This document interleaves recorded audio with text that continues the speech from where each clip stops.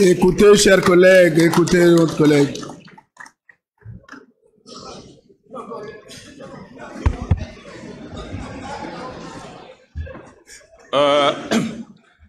Ce Premier ministre, il y a quelques années, un de mes prédécesseurs avait dit à un de vos illustres prédécesseurs, quand il était venu ici, les autres ont dit ce qu'ils ont pu dire, et il lui avait dit, Yangrmao, viens avec pour toi, viens faire ton travail. Les ouvriers se relaient sur le chantier, et chacun des ouvriers apporte sa méthode, son talent. Je voudrais d'abord remercier mes collègues, députés PDG à l'Assemblée nationale, qui, depuis ce jour, on se concerte, et nombreux sont passés me voir pour me demander la consigne de vote. Vous ne serez pas surpris tout à l'heure, le vote sera positif et massif.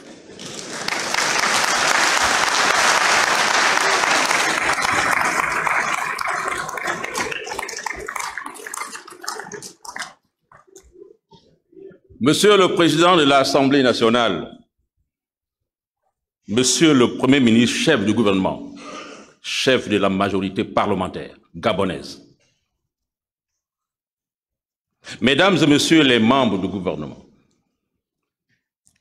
distingués invités, honorables députés et chers collègues, Mesdames et Messieurs, écoutez-moi bien. Monsieur le Premier ministre, chef du gouvernement, en prenant la parole du haut de cette tribune, je voudrais tout d'abord vous adresser, au nom des députés membres du groupe parlementaire PDG, que je l'insigne honneur de représenter ici, nos félicitations les plus chaleureuses et les plus sincères suite à votre nomination aux précises fonctions de Premier ministre, chef du gouvernement, par Monsieur le Président de la République, chef de l'État, Son Excellence Ali Bongo Ondimba.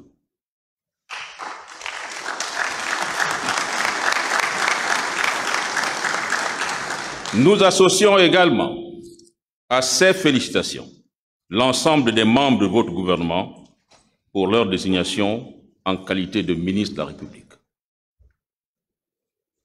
Je saisis cette occasion heureuse pour vous présenter nos vœux les meilleurs pour l'année 2023.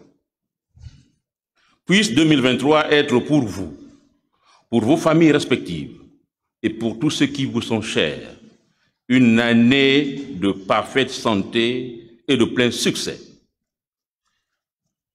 Notre souhait le plus profond est de voir l'action du gouvernement que vous dirigez être encore plus efficace, plus visible et plus concrète dans l'amélioration du niveau de vie et du bien-être des Gabonaises et des Gabonais, et partant du développement du Gabon, notre pays. C'est possible, Monsieur le Président. Monsieur le Premier ministre. Monsieur le Premier ministre, chef du gouvernement, en application des dispositions de l'alinéa 1er de l'article 15 de la Constitution de la République gabonaise, le Président de la République, chef de l'État, vous a accordé sa confiance le 9 janvier dernier. Votre premier passage à l'Assemblée nationale obéit aux dispositions pertinentes de la Constitution gabonaise, notamment en son article 28A qui stipule que, je cite, « dans un délai de 45 jours au plus tard, à compter de la date de prestation de serment des membres du gouvernement et après délibération du Conseil des ministres, le Premier ministre présente devant l'Assemblée nationale, ici, dans la Maison du Peuple, son programme de politique générale qui donne lieu à un débat suivi d'un vote de confiance. Le vote est acquis à la majorité absolue des membres de l'Assemblée nationale. Permettez-moi de vous rappeler la grande responsabilité qui est désormais la vôtre devant le Président de la République, chef de l'État, et devant l'Assemblée nationale, tel qu'indiqué dans les dispositions de l'article 28 qui stipule en 16 alinéas 2 et 3, je cite, « Le gouvernement est responsable devant le Président de la République. Il est responsable devant l'Assemblée nationale dans les conditions prévues par la présente Constitution. Fin de citation. Il vous appartient, Monsieur le Premier ministre. Il vous appartient donc à vous, Monsieur le Premier ministre, et à vous, l'ensemble, et avec vous, l'ensemble des membres du gouvernement, de prendre vos responsabilités, toutes vos responsabilités. Monsieur le Premier ministre, chef du gouvernement, vous êtes le chef de la majorité parlementaire au sein de laquelle notre parti, le Parti démocratique gabonais, joue un rôle majeur avec 116 députés sur les 143 que compte l'Assemblée nationale. Sachez donc que le groupe parlementaire PDG vous soutient fermement et continuera de le faire tant que les actes posés par le gouvernement demeureront constitutionnels et en conformité avec la vision, la bonne vision du président de la République, chef de l'État, son Excellence Ali Bongo Ondimba.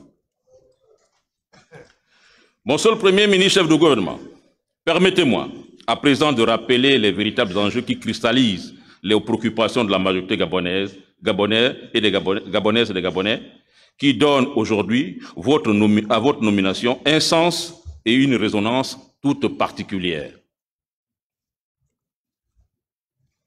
Aussi, le groupe parlementaire PDG relève que depuis plusieurs années, les faibles taux d'exécution des budgets de l'État, notamment les budgets d'investissement, ainsi que les niveaux préoccupants des instances au Trésor, obèrent l'action gouvernementale. Le groupe parlementaire encourage-t-il le gouvernement à mettre davantage en œuvre les principes de bonne gouvernance, avec la gestion axée réellement sur les résultats? Cela pourrait conduire assurément à une nette amélioration dans la construction des infrastructures, si indispensables au développement de notre pays. Dans ce sens, le strict respect des dispositions du Code des marchés publics dans l'attribution, la réalisation et le contrôle des marchés de l'État doit être une constante pour votre gouvernement.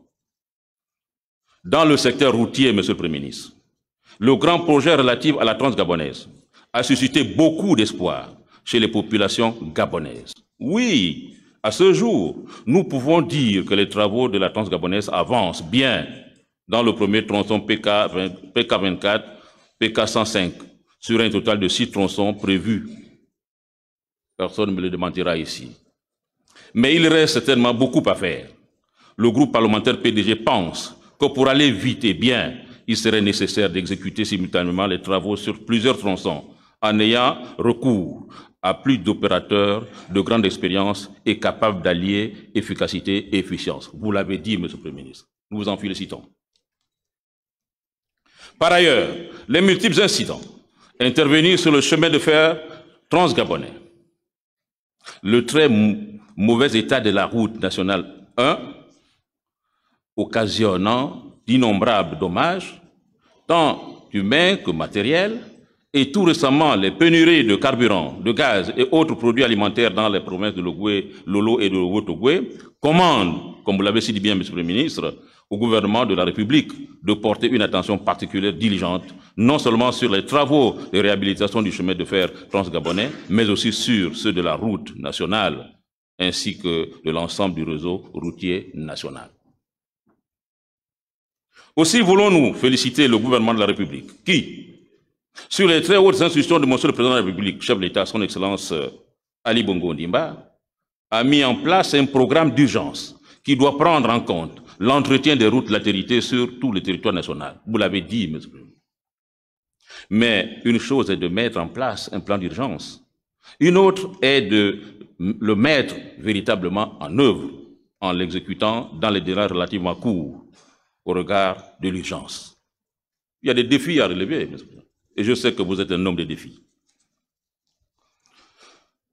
À ce sujet, la réhabilitation et l'équipement rapide des subdivisions des travaux publics sur l'ensemble du territoire national nous semble être la solution idoine pour rendre nos routes en terre praticables en toute saison, au moment où plusieurs d'entre elles, notamment à l'intérieur du pays, sont gravement détériorées, occasionnant de ce fait l'isolement de plusieurs localités. Monsieur le Premier ministre, les miennes disent à l'Ambaréné que Edingo, Remanagouga, ce n'est pas le fait de faire du populisme de crier que nous allons guérir notre mal. Mettez-vous au travail et nous sommes sûrs que vous allez réussir.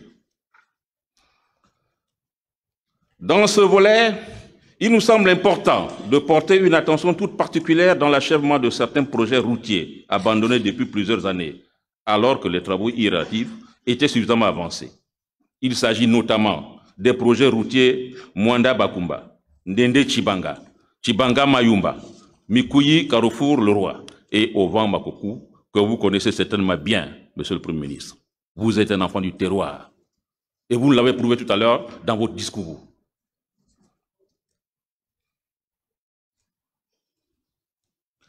S'agissant du secteur énergétique, nous saluons les nombreux efforts consentis par le gouvernement de la République dans l'amélioration de l'accès à l'eau et à l'électricité dans le Grand Libreville.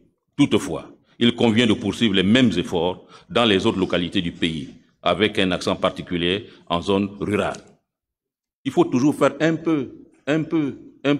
petit pas, ça devient un grand pas plus tard. Félicitations, Monsieur le Premier ministre. Merci bien. La lutte contre la vie chère, doit être une des priorités du gouvernement de la République, car les effets néfastes liés à la Covid-19 et bien d'autres problèmes ont privé beaucoup de nos compatriotes d'emploi, et ces effets demeurent visibles encore aujourd'hui. Aussi, nous paraît-il important de rappeler ici que la pauvreté caractérise la situation d'un individu qui ne dispose pas de ressources suffisantes pour vivre dignement. La création d'un ministère expressément dédié à cette problématique nous rassure et traduit la ferme volonté du président de la République, chef de l'État, son Excellence Ali Bongo Ondimba, de répondre aux sollicitations de nos compatriotes les plus vulnérables, confrontés chaque jour à la hausse des prix qui impacte gravement le panier de la ménagère. Dans cette lutte contre la pauvreté et la vie chère, nous pensons que la mise en œuvre de la décentralisation, comme vous l'avez dit, Monsieur le Premier ministre, et nous en sommes fiers. Dans cette lutte contre la pauvreté et la vie chère, nous pensons que la mise en œuvre de la décentralisation pourrait donner corps à la réalisation des projets de proximité par le biais des conseils locaux. En effet, il est temps que les collectivités locales aient un pouvoir de décision propre et qu'elles disposent de ressources humaines et financières propres. Les collectivités locales doivent enfin disposer des outils de planification du développement local. À cet égard, le groupe parlementaire PDG à l'Assemblée nationale vous encourage à donner corps au Gabon des territoires, concept novateur initié par le président de la République, chef de l'État, avec une prise en compte effective des besoins de développement des zones rurales, notamment les districts. Pourquoi pas les villages? Parce que moi, je suis du village. Monsieur le Premier chef de gouvernement, le conflit homme-faune. Le conflit homme-faune, il n'est pas ressenti de la même manière au Gabon, au village chez moi, et même pas à Libreville, mais chez moi, à Saint-Martin-Zillet, ou à même à Donguela à côté. Il n'est pas ressenti de la même manière. Le conflit homme-faune, j'allais dire le conflit homme-éléphant, prend des proportions inquiétantes dans notre pays, notamment dans les zones rurales, avec, d'une part, l'accroissement de la population animale. C'est effectivement le résultat de la bonne politique de conservation. C'est tout à fait normal. Et d'autre part, la destruction de plus en plus forte de leur habitat naturel. On enregistre ainsi de nombreuses attaques des pachydermes sur les populations et qui se soldent très souvent par la mort de plusieurs compatriotes. Nonobstant la création d'un fonds destiné à l'indemnisation des victimes de destruction des récoltes, il est souhaitable d'organiser, Monsieur le Premier ministre, il est véritablement souhaitable d'organiser et d'exécuter quelques bâtis administratifs, sous condition bien sûr, ou tout autre mécanisme afin de réguler un tant soit peu la population animale et contribuer ainsi à l'apaisement des communautés rurales. Les députés du groupe parlementaire PDG que nous sommes appuieront toute initiative allant dans le sens de trouver des solutions durables à ce conflit. Dans un autre registre, le groupe parlementaire PDG n'est pas insensible à la situation du monde scolaire et universitaire. La formation des hommes est un maillon essentiel dans la pérennisation des actions de développement. Au regard de la croissance de notre jeunesse et de sa proportion par rapport à la population, les défis jugulés restent notamment la diversification de l'offre de l'éducation et de la formation. Aussi, félicitons-nous le gouvernement pour l'augmentation des capacités d'accueil dans les établissements d'enseignement général et professionnel et l'encourageons à accentuer ses efforts en comblant le déficit d'enseignants observé à l'intérieur du pays, d'une part, et en poursuivant la construction des internats, d'autre part. Vous l'avez dit, Monsieur le Premier ministre. Encore une fois, félicitations. En matière de la formation professionnelle, par exemple, le groupe parlementaire PDS soutient le gouvernement pour toutes les initiatives prises ces dernières années. Il s'agit de la réforme de la gouvernance de la formation professionnelle et de la création de nouveaux centres de formation à fort potentiel en Coq, Mvengue, Port-Gentil, très prochainement à Lambaréné. Cette dynamique impulsée au plus haut niveau par le président de la République, chef de l'État, son Excellence Ali Bongo Ondimba, augure des lendemains meilleurs pour promouvoir l'employabilité des jeunes, car la jeunesse est véritablement sacrée. De même, l'augmentation des capacités d'accueil dans les établissements d'enseignement général et professionnel doit amener le gouvernement à penser également à la construction d'autres universités publiques, notamment celles annoncées par le président de la République, chef de l'État, dans son discours à la Nation du 31 décembre 2022, dans le but de désengorger principalement l'Université des sciences techniques de Massoukou, l'Université Omar Bongo Ondimba, l'Université des sciences de la santé. Là encore, vous l'avez dit. Par ailleurs, le groupe parlementaire PDG invite le gouvernement à prendre toutes les dispositions utiles pour assurer le paiement régulier des bourses aux étudiants gabonais à l'étranger, notamment à l'étranger. Monsieur le Premier ministre, chef du gouvernement, notre société ne peut se concevoir sans une prise en compte des personnes âgées, de la place des femmes et de la valorisation de notre culture. Notre société ne peut, s'agissant des personnes âgées, l'Afrique en général et le Gabon en particulier, présente des pyramides d'âge où le segment de la population active affiche un ratio supérieur à 50% et celui de la jeunesse à 60%.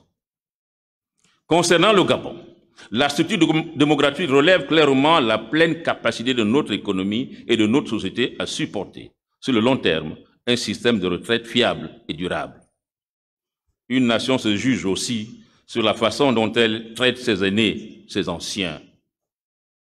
C'est pourquoi le groupe parlementaire PDG appelle votre haute attention, Monsieur le Premier ministre, sur l'urgence de modéliser dans une logique pragmatique et de proximité, comme vous le prenez vous-même, nos systèmes de retraite et de couverture maladie au bénéfice de nos compatriotes du troisième âge, ce qui suppose, entre autres, l'ouverture des structures dédiées à cet effet dans l'ensemble des localités de notre pays.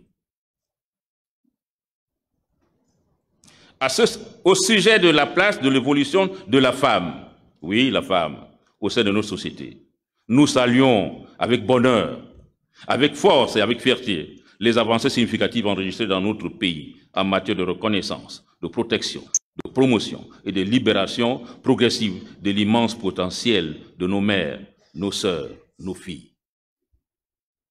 Aussi pensons-nous que la réapparition en première lecture de l'expression femme dans l'intitulé des départements ministériels dédiés spécifiquement à signer et à l'accélération de l'agenda de la décennie de la femme gabonaise 2015-2025 serait un symbole fort.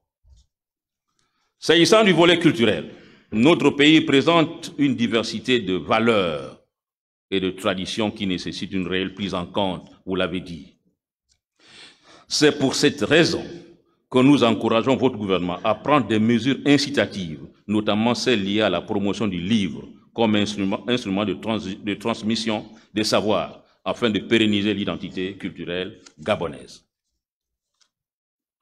Monsieur le Premier ministre, chef du gouvernement, Mesdames et Messieurs les membres du gouvernement, la consolidation de l'état de droit et l'amélioration constante du climat des affaires dans notre pays demeurent, à notre humble avis, les leitmotivs puissants capables d'attirer encore plus d'investisseurs dans notre pays pour booster la croissance et favoriser la création d'emplois. Le dialogue, Monsieur le Premier ministre, le dialogue. Le dialogue est le fondement de la démocratie. C'est pourquoi nous vous invitons à mettre en œuvre la ferme volonté exprimée par le président de la République, chef d'État, son Excellence Ali Bongo Ondimba, relative à l'organisation de la concertation entre les acteurs politiques de l'ensemble des forces vives de la nation. Le groupe parlementaire PDG à l'Assemblée nationale, attaché au principe de dialogue, de tolérance et de paix, soutient fortement cette initiative si heureuse qui vise à créer les conditions d'un climat électoral apaisé dans notre pays. De même, dans le même sens, nous vous invitons à accorder un point d'honneur au dialogue social et à la concertation permanente avec les partenaires sociaux.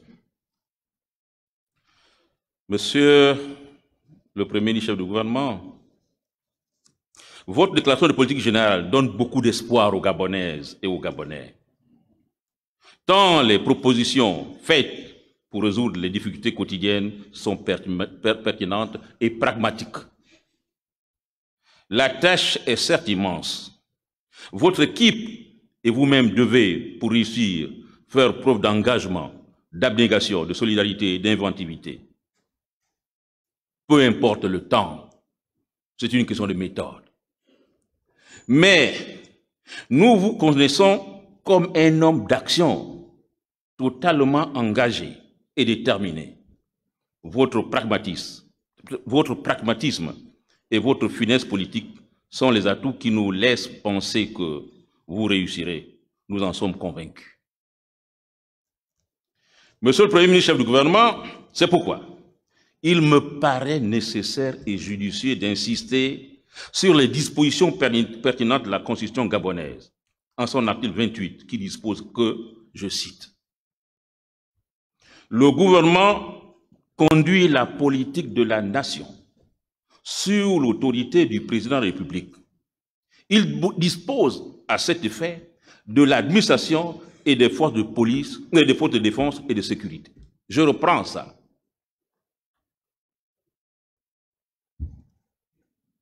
C'est pourquoi il me paraît nécessaire et judicieux d'insister sur les dispositions pertinentes de la Constitution gabonaise, en son article 28, qui dispose que, je cite, « Le gouvernement conduit la politique de la nation sous l'autorité du président de la République. Il dispose à cet effet de l'administration et des forces de défense et de sécurité. Le gouvernement est le seul responsable devant le président de la République.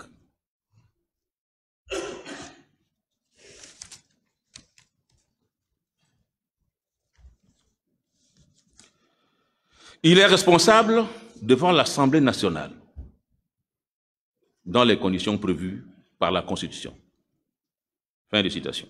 Monsieur le Premier ministre, vous avez donc là les outils et les orientations nécessaires vous permettant de prendre toutes vos responsabilités et avec vous, tous les membres de votre gouvernement pour traduire en acte la forme volonté du président de la République, chef d'État, son Excellence Ali Bongo Ondimba, de faire des Gabonaises et des Gabonais des citoyens heureux.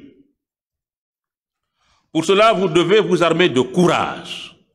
Et le courage, c'est ce que vous en avez. Pour identifier et lever les éléments de blocage, les contraintes et tout genre, les contraintes de tout genre et autres goulots d'étranglement qui sapent la bonne vision, la très bonne vision du président de la République, son Excellence Ali Bongo Ondimba, pour notre pays, le Gabon. Monsieur le Premier ministre, et vous, mesdames et messieurs les membres du gouvernement, soyez jaloux de vos prérogatives. Prenez toutes vos responsabilités. Car c'est vous qui serez jugés demain. Et nous, avec vous, nous, mandataires du peuple gabonais, qui vous accordons ce jour notre confiance. Nous allons vous l'accorder et elle est considérée qu'elle est déjà accordée. Sur ce, honorable député, du groupe parlementaire PDG, ici à l'Assemblée nationale. Et très chers alliés, chers collègues, nous venons d'écouter Monsieur le Premier ministre, chef du gouvernement. Président du groupe PDG Son Excellence est à la conclusion. Son Excellence Alain-Claude Biléminzé, qui est porteur d'un programme ambitieux et convaincant. Aussi, en ma qualité de président du groupe parlementaire PDG à l'Assemblée nationale, il ne me reste plus qu'à vous demander, à vous, chers collègues, très humblement, de voter positivement et massivement la confiance à ce gouvernement. Monsieur le Premier ministre, chef du gouvernement, que le Tout-Puissant vous protège, qui protège notre chef, le président de la République, chef de l'État, son Excellence Ali Bongo Ondimba, et qu'il protège notre beau pays.